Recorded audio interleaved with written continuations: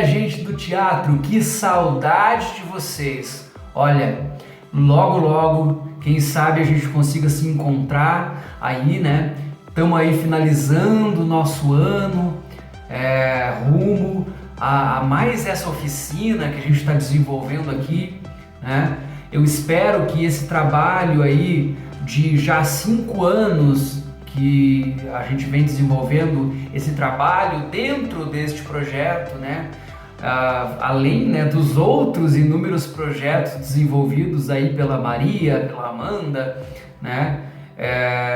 Relacionados aí à comunidade, a esse fazer social. Mas eu espero que esses conhecimentos que a gente tenha aí repassado, debatido, trocado essa ideia, eu espero que realmente isso seja válido para vocês, de alguma maneira. Eu acredito que, assim como eu disse lá na primeira aula, que a gente está aprendendo a todo momento. No teatro, a gente aprende vendo qualquer coisa relacionada ao fazer teatral, à dança, até à música, às artes como um todo. Então, tudo a gente deve buscar uma maneira, um meio de agregar para o nosso conhecimento. Assim a gente vai crescendo como artista.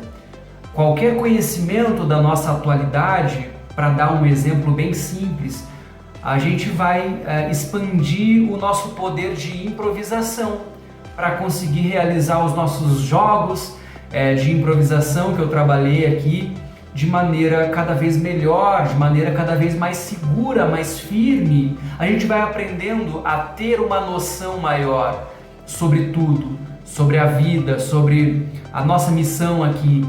Então, isso casa muito bem com essa nossa aula 14 da oficina de teatro, desse projeto maravilhoso, que vai fazer uma inicialização de uma série de 7 aulas que eu vou colocar aí para vocês sobre o teatro do oprimido. Então a gente está na aula 1 sobre o teatro do oprimido. A gente vai ter uma introdução aí do que é o teatro do oprimido, vamos falar um pouquinho da árvore, né, que existe aí no teatro do oprimido, e também vou falar alguns relatos aqui para vocês de como funciona o teatro imagem. Quem sabe isso venha também como uma prática aí para essa aula de hoje. Assim como para as outras, eu vou tentar pegar cada técnica, né, do teatro do oprimido em que o Augusto Boal desenvolveu aí para esse tipo de fazer teatral. Mas a gente já entra nesse assunto do teatro do oprimido. Eu quero aqui falar para vocês, iniciar essa aula respondendo uma pergunta, na verdade, né? A nossa colega querida Sabrina, espero que você esteja assistindo aí, Sabrina, eu vou responder sua pergunta aí, tentar, né? Na verdade, eu não acredito que a gente responda as coisas sempre, 100%. A gente vai trocando ideia e a gente vai cada vez entendendo um pouco melhor o que se trata, do que se trata o fazer teatral, do que se trata determinado assunto, né? Eu sou realmente um fiel seguidor do Augusto Boal, onde ele diz lá naquela frase que eu também já coloquei aqui nessa aula, que o artista ele deve ser curioso, ele deve perguntar sempre, ele deve aprender a arte de perguntar a boa pergunta. Esse é o caso da Sabrina. A Sabrina, ela perguntou como é que ela lida com um personagem que tem a personalidade oposta à dela. Aí eu fiquei pensando, um personagem, vamos pensar o que é um personagem. E em cima dessa pergunta que ela coloca pra gente, como que ela lida com um personagem que tem a personalidade oposta à dela? O que é um personagem? Um personagem somos nós? Ou um personagem é outra coisa além de nós? É uma coisa que está fora do nosso próprio corpo. Ou seja, seria o personagem então uma incorporação, uma máscara, uma vestimenta que a gente coloca e se transforma em outro algo, outro eu, outra pessoa? É até certo ponto algo realmente muito filosófico isso que eu estou falando, mas o teatro ele vai por esse caminho da filosofia. Para a gente entender o que é em palavras um personagem, a gente vai partir para esse caminho mesmo. Então, essa pergunta da Sabrina nos traz de que maneira que eu lido com um personagem que é totalmente diferente de mim. Bom, o que eu até troquei uma ideia com a Sabrina ali, mandei uma resposta para ela. O que eu disse para ela foi que qualquer personagem que a gente for fazer vai ser diferente da gente. Quem aí concorda com o que eu estou falando, deixa um comentário, pode ser no vídeo do YouTube, pode ser no grupo do WhatsApp, pode ser em qualquer lugar que você queira comentar, que eu estou curioso, eu preciso saber também o que vocês estão achando, o que vocês pensam. Mas então, eu parto do princípio de que um personagem sempre vai ser diferente daquilo que nós somos, né? Como pessoas, do nosso caráter, da nossa personalidade. O personagem, ele é uma imitação da realidade. Então, partindo desse princípio, a gente pode desenvolver aí um caminho, digamos, de criação que a gente vai tendo. Então, sempre eu vou partir do princípio que esse personagem não sou eu. Este personagem é algo diferente. Eu vou dar lugar, então eu vou ceder o meu corpo, o meu rosto, a minha voz, né? Ou seja, a minha expressão corporal, a minha voz, a minha expressão facial, o meu pensamento. Eu vou ceder essas características da minha personalidade para o personagem e, por meio disso, vou buscando as imitações, as modificações que vão resultar nesse personagem, na criação desse personagem final. Então, a resposta para essa pergunta da Sabrina, falo, Sabrina, não se preocupe, todo personagem não é você. Todo personagem que você for fazer, ele vai ser diferente de você, diferente da sua personalidade. A gente tem muito uma coisa também no teatro, na televisão, no cinema, que a gente chama de biotipo.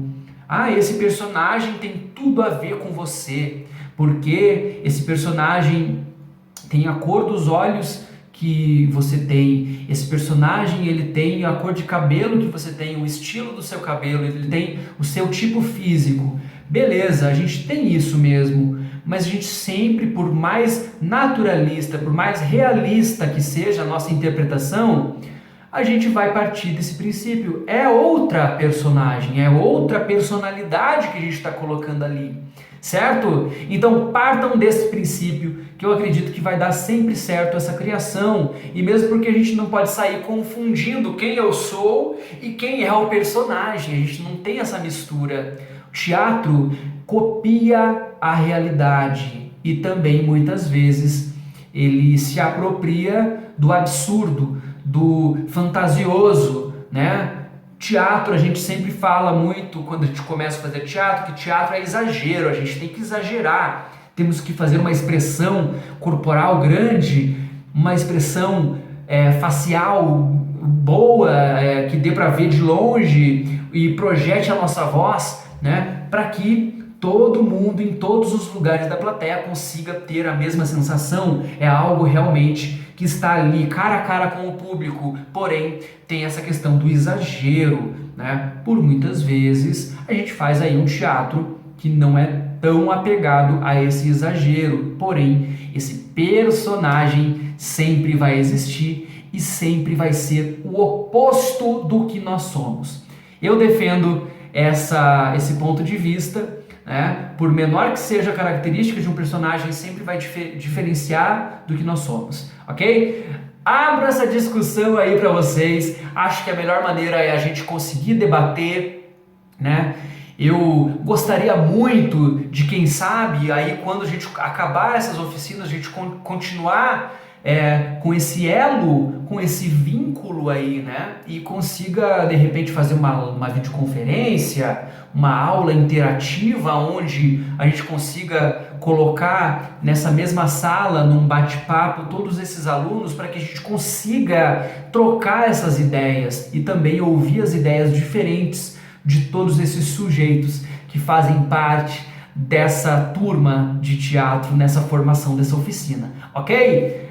Beleza, espero ter respondido, Sabrina, sua pergunta. Vamos aí, eu vou dar algumas indicações também dos materiais complementares de construção de personagem, de alguns livros aí básicos da formação de um ator, de uma atriz, ok? Vamos nessa então, vamos entrar no nosso conteúdo referente ao teatro do oprimido. Vamos falar um pouquinho dessa história e no final a gente vai pontuar sobre o que é uma dessas técnicas aí que o Augusto Boal colocou pra gente.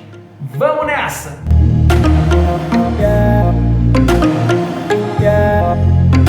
Teatro é transformação, é movimento e não uma simples apresentação do que existe. É tornar-se e não ser. O Augusto Boal disse isso e com isso eu quero começar esse conteúdo aqui falando sobre o teatro do oprimido. Bom, o que é o teatro do oprimido, né? A gente vai começar aqui a desenvolver esses assuntos. E uma frase do próprio Boal, que eu vou falar agora aqui, coloca e traduz realmente o que é o teatro do oprimido. Então, nós temos aí essa frase em que o Boal diz: todas as pessoas podem fazer teatro, até mesmo os atores. Bom, para a gente chegar lá e entender o que essa frase quer dizer, que todas as pessoas podem fazer teatro, até mesmo os atores, né? Já pensa aí, que palavra isso remete para vocês? Para mim, remete à inclusão, né? Então, para chegar lá, vamos entender quem foi, né? Eu acredito que mesmo que a pessoa já morreu, né? Mesmo quando a pessoa morre, ela ainda continua existindo, pois ela deixa uma obra, um legado aí presente ainda para as outras gerações que estão chegando. Então, por isso que eu digo quem é e não quem foi.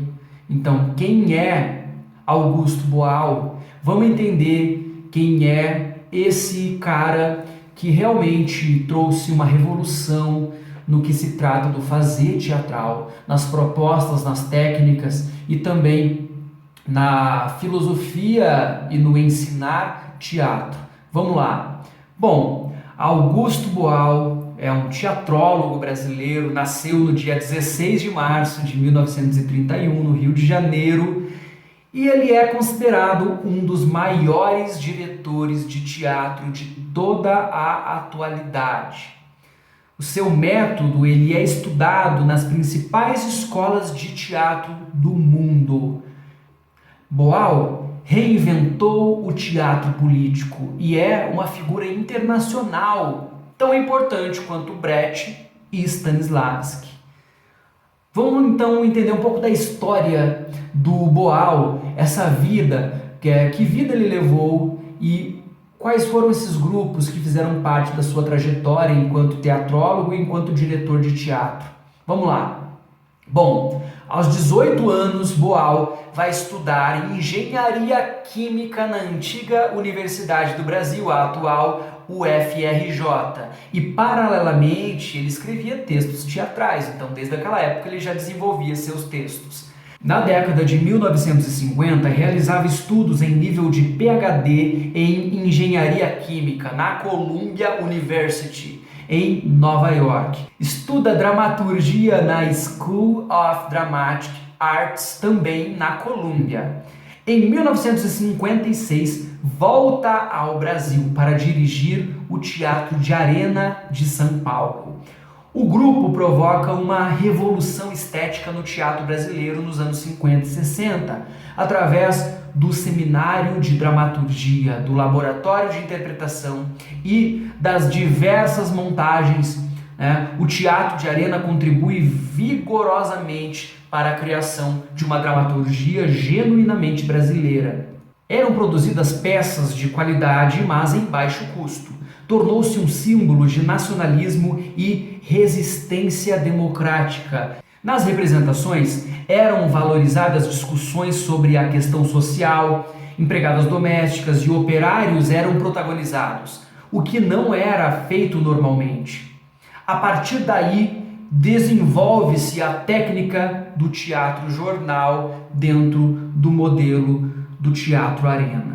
Nós vamos chegar a falar do teatro-jornal nas próximas aulas, mas, por enquanto, a gente vai ficar aí nessa história do Augusto Boal, nesse desenvolvimento que ele teve ao longo dos anos. Bom, com o golpe militar de 1964, o Arena, né, o grupo Teatro de Arena, sofre as mais distintas perseguições do governo brasileiro. Surge aí o teatro-jornal. Com a decretação do Ato Institucional número 5, em fins de 1968, o Arena viaja para fora do país. Boal é exilado e permanece 15 anos fora do Brasil, né? De 1971 a 1986. Vive pelos Estados Unidos, Peru, Argentina, México, Europa. Nessa época são aprimoradas as técnicas do teatro-imagem, que nós vamos falar nessa aula de hoje sobre o teatro-imagem. Além dessa técnica do teatro-imagem, outras técnicas foram aprimoradas, como o teatro-fórum, teatro-jornal e a quebra de repressão. Após os anos 80, na Europa e Brasil, são desenvolvidas o teatro invisível, o arco-íris do desejo e o teatro legislativo. Em 1986, Boal retorna ao Brasil e cria o Centro de Teatro do Oprimido, no Rio de Janeiro. Em março de 2009, foi nomeado embaixador mundial do teatro pela Unesco, uma honraria inédita para os brasileiros. Em 2009, nosso grande mestre e companheiro de lutas foi atuar nos palcos de nossas memórias, tornando-se imortal. Boal teve uma vida profundamente criadora de possibilidades, rompendo limites e criando formas de diálogos e compreensão para a transformação de realidades opressivas. Dentre elas, permanece entre nós o legado do teatro do oprimido. Boal, ele sempre defendeu que as técnicas do teatro do oprimido, elas foram surgindo não de maneira individual, mas sim de maneira coletiva. Com isso, eu quero começar a falar para vocês, vou colocar aí na tela e também vou deixar disponível nos materiais complementares, para vocês verem a árvore do teatro do oprimido. Ali nessa árvore, a gente vai tendo o caminho realmente, o desenvolvimento dessas técnicas apresentadas pelo Boal. E como Boal defende essa coletividade, né, da criação dessas técnicas, a gente vai respeitar então realmente a linha desta árvore, a linha que essa árvore está seguindo ali, partindo então do teatro-imagem. Então, cada técnica apresentada por Augusto Boal é resultado de experimentos de cada colaborador, colaboradora que presenciou esse desenvolvimento desses jogos aí facilitados pelo Augusto Boal. Então, são jogos realmente que ele desenvolveu ao longo de toda a sua carreira e aí resumiu colocando aí nessas técnicas. A árvore foi o símbolo escolhida para representar o método do Boal, porque a árvore ela está em constante transformação, né? Ela está em constante multiplicação, ela tem a possibilidade de se multiplicar. Isso casa muito com o objetivo desse projeto, dessas oficinas, que são os multiplicadores. Isso vai muito ao encontro da pedagogia do oprimido e do Paulo Freire, que a gente vai ter ali mais para frente, que Boal e Paulo Freire também estão muito vinculados nesse surgimento todo do teatro do oprimido. Então, a árvore do teatro do oprimido, vocês estão vendo aí, ela representa a estrutura pedagógica do método que tem ramificações coerentes e interdependentes. Cada técnica que integra esse método é fruto de uma descoberta, é uma resposta a uma demanda efetiva da realidade. Suas raízes fortes e saudáveis estão fundadas na ética e na solidariedade e se alimentam dos mais variados conhecimentos humanos. O solo do teatro do oprimido deve ser fértil, oferecer o acesso a saber e base para a criação. As centenas de exercícios e jogos do arsenal do teatro do oprimido estão na base do tronco da árvore, sendo fundamentais para o desenvolvimento de todas as técnicas. Esse vasto arsenal auxilia a desmecanização física e intelectual de seus praticantes, estimulando-os a buscar suas próprias formas de expressão. Na árvore do teatro, a ética e a solidariedade são fundamentos e guias. A multiplicação é a estratégia. A promoção de ações sociais concretas e continuadas para a superação de realidades opressivas são a meta. Tudo através da democratização dos meios de produção artística, direito humano fundamental. Bom, então a gente está entendendo aí esta árvore, né? Então a gente vai entender que a árvore do teatro do oprimido é um recurso imagético importante para se perceber a pluralidade de técnicas e a riqueza do teatro do oprimido enquanto metodologia de libertação. Cada ramo da árvore do teatro do oprimido corresponde a uma técnica desenvolvida num período específico da vida de Boal, para suplantar limitações e tornar possível a transformação. Os jogos e exercícios de ativação sensorial e desmecanização do corpo, o teatro-imagem, o teatro-jornal, o teatro invisível, o arco-íris do desejo, o teatro-fórum e o teatro legislativo são parte do tronco e dos ramos dessa árvore. E cada um serve como funções concretas. A multiplicação, representada pelo pássaro, as pessoas que usam o teatro oprimido e o disseminam, são a estratégia de difusão. A ética e a solidariedade são os seus fundamentos e guias. E nas suas raízes estão várias formas de conhecimento, como a filosofia, a história, a política ou a sociologia. A seiva que alimenta a árvore do teatro do oprimido é a estética do teatro do oprimido, a estética do oprimido. E no seu topo temos a promoção de ações sociais concretas e continuadas, a transformação da realidade. Bom, o teatro do oprimido assenta em 3 grandes princípios, que são as suas propostas mais fortes: a reapropriação dos meios de produção teatral pelos oprimidos, a quebra da quarta parede que separa o público dos atores e a insuficiência do teatro para a transformação social. E a insuficiência do teatro para a transformação social, isto é, a necessidade de ele se integrar num trabalho social e político mais amplo. Ainda tem muito mais informações que eu vou passar para vocês ao longo dessas 7 aulas dedicadas ao teatro do oprimido. Mas aqui então eu gostaria de pontuar realmente isso tudo que a gente está falando. Nós entendemos então ali como funciona essa árvore do teatro do oprimido, certo? Aí, agora então a gente deve trabalhar esse entendimento do significado e a intenção disso perante a nossa sociedade. Então o teatro do oprimido, ele em sua essência, quer trazer então essa sensação da libertação. Tem um livro do Boal em que ele dedica para atores e não atores.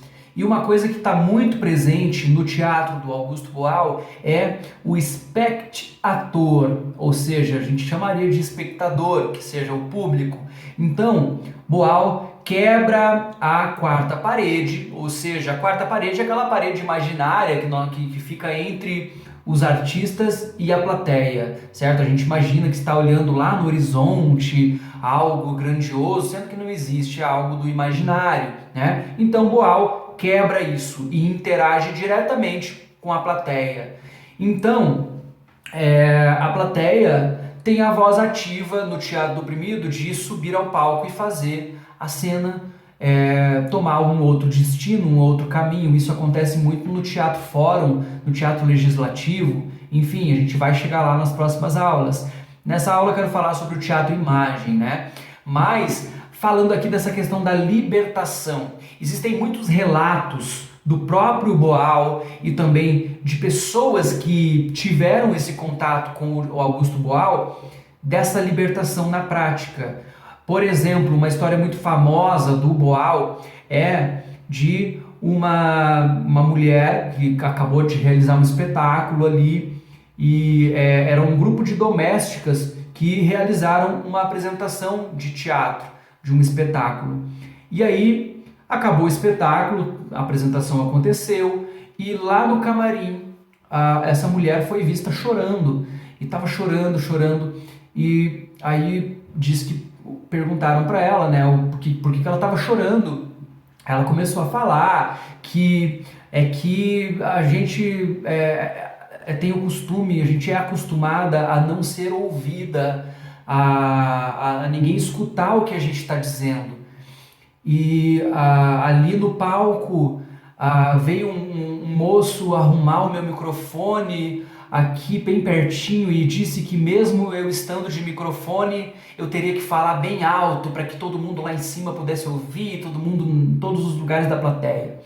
Pois bem, daí Boal perguntou, mas então é por isso que você está chorando? Ela falou, não é por isso. Ué, mas então o que aconteceu?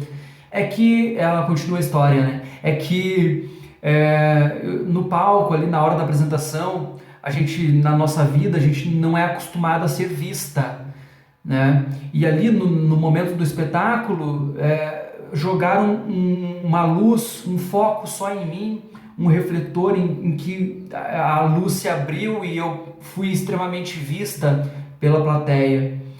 Aí o Boal perguntou, mas então foi por isso que você está chorando? E ela disse que não, que a hora que a luz da plateia se acendeu, ela olhou e os seus patrões estavam ali sentados assistindo ela. E daí ele perguntou, mas é por isso então que você está chorando? Ela falou, não é por isso. Eu estou chorando porque a hora que acabou a peça eu vim aqui e me olhei no espelho. Daí Boal ficou, mas o que aconteceu a hora que você se olhou no espelho? Aí ela disse que nesse momento em que ela olhou no espelho, ela enxergou uma mulher onde ela muitas vezes não enxergava. Que Boal pergunta para ela, mas então o que você enxergava antes, né? Ela diz que ao olhar no espelho enxergava uma empregada doméstica e não uma mulher. Então eu contei essa história que ela é muito famosa mesmo, aí dita pelo próprio Boal. Eu vou deixar nas referências essa história do jeito do Boal contada aí para vocês terem essa noção também. Mas eu conto ela porque a gente consegue ver o que se trata essa libertação e para quem se trata essa libertação. Então não é a libertação de sou tímido e preciso fazer alguma... Não, é uma libertação realmente social, histórica, política.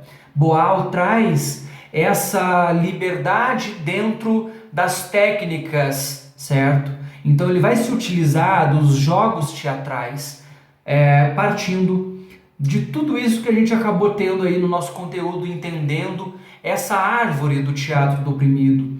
Então nós temos essa missão enquanto estudiosos em cima aí do teatro do oprimido, nessa oficina, de entender o seu real objetivo, né, o seu real significado, a libertação. A libertação onde mulheres empregadas domésticas vão poder subir no palco e colocar para fora os seus sentimentos, mesmo não sendo atrizes, mesmo não tendo um estudo de teatro, mas os sentimentos dela.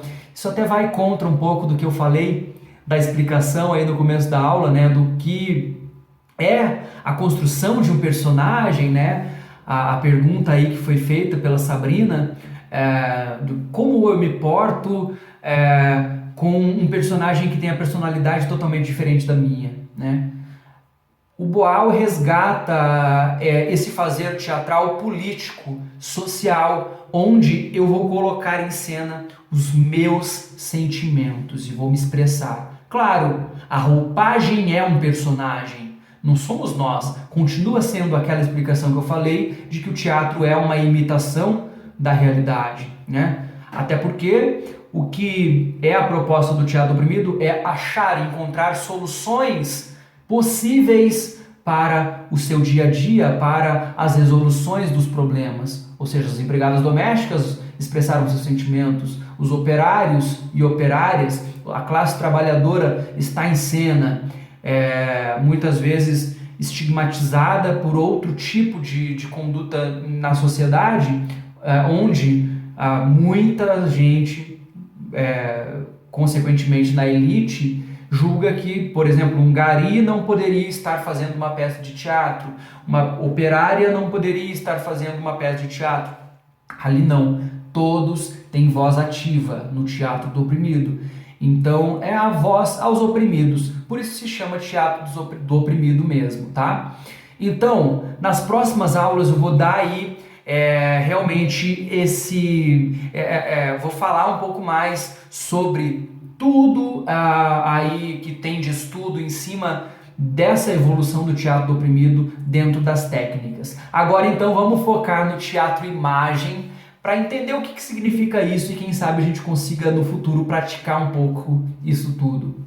Vamos falar então sobre o teatro imagem. Essa técnica destaca o fortalecimento da imagem apresentada. Os participantes representam uma cena de opressão, por exemplo, todos estão como estátuas e não usam palavras. Ali está o auge supremo da opressão sugerida. Vamos lá, opressor versus oprimido e o seu meio. Cada personagem na imagem poderá ainda ter som em um pequeno movimento de repetição, como se fosse uma ação querendo pulsar, expandir. Todos são chamados a discutir a cena que vem. Frequentemente, essa imagem está carregada com diversos significados ocultos. Gestos e sons não são feitos por acaso. A reflexão a partir da imagem evoca muitas interpretações, mas é necessário discutir e refletir sobre as interpretações a partir daí. Os espectadores constroem uma nova imagem ideal, né, na qual a opressão tenha sido superada. Pois bem, então aí a gente tem a construção do que é o teatro imagem, né? Então, a partir daquele jogo que muita gente que fez aula prática comigo lembra, um dos primeiros jogos que eu desenvolvo na minha oficina é o teatro imagem. Então a gente vai lá, eu chamo de jogo da imagem, né? Vocês vão fazer aí a estátua, né? Vocês vão ficar lá congelados e vão agregando um ao outro, formando uma grande escultura. Basicamente é isso. Vai uma primeira pessoa, vai lá e faz uma posição. Vai uma outra pessoa, vai complementar essa posição dessa pessoa. A partir disso, desse jogo simples, teatral, nós vamos colocar a problematização social em cima disso. Então, qual seria a opressão ali sugerida naquela cena? E como as outras pessoas que estão entrando em cena irão lidar para resolver esta opressão. Muitas irão se defender, muitas irão atacar, muitas irão simplesmente solucionar aquela formação daquela estátua, daquela cena, né? É como se fosse uma fotografia mesmo, né? Uma imagem. Por isso o nome de teatro imagem, né? Então essa técnica, ela é muito bacana para a gente trabalhar. Se você tiver a oportunidade aí, faça em casa esse jogo com mais uma pessoa, com 3, né? Sempre com distanciamento, lembrando disso, né? E quem sabe a gente consiga jogar esse jogo aí, essa técnica, aplicar essa técnica com o jogo da imagem no futuro aí em grupo, e que seja bem realmente produtivo, que a gente faça essas descobertas na prática. Mas então é isso, o teatro-imagem, ele vem aí como meio de expressar, ou seja, e também a leitura das imagens que estão sendo feitas. Por exemplo, eu vou observar alguém fazendo um gesto, pá! Esse gesto aqui que eu estou fazendo pode representar uma coisa para uma pessoa que está assistindo, mas pode representar uma coisa totalmente diferente para outra pessoa. Pode representar alegria para uma e pode representar pânico para outra.